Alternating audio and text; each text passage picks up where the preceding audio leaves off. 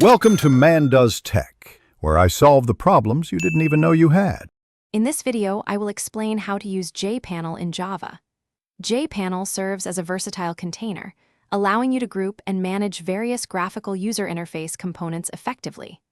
Think of it as a blank canvas where you can arrange buttons, text fields, and other elements.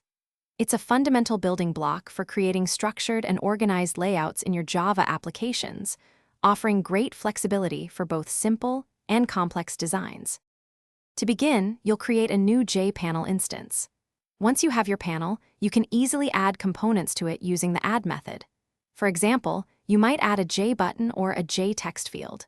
Crucially, you'll want to set a layout manager, which dictates how these components are arranged.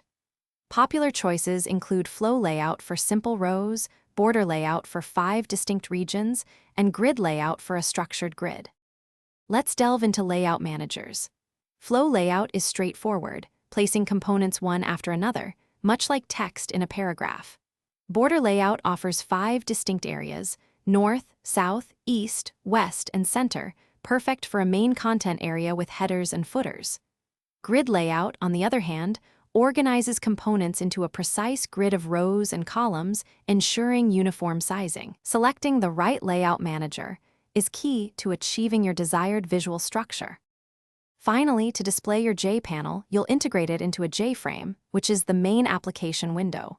First, create your JFrame, then add your fully configured JPanel to the JFrame's content pane. After adding, call frame pack to automatically size the frame to fit all its components snugly. Lastly, make sure to set the JFrame's visibility to true, and your beautifully designed JPanel will appear on screen, ready for interaction. Thanks for watching. If you found this helpful, don't forget to like and subscribe.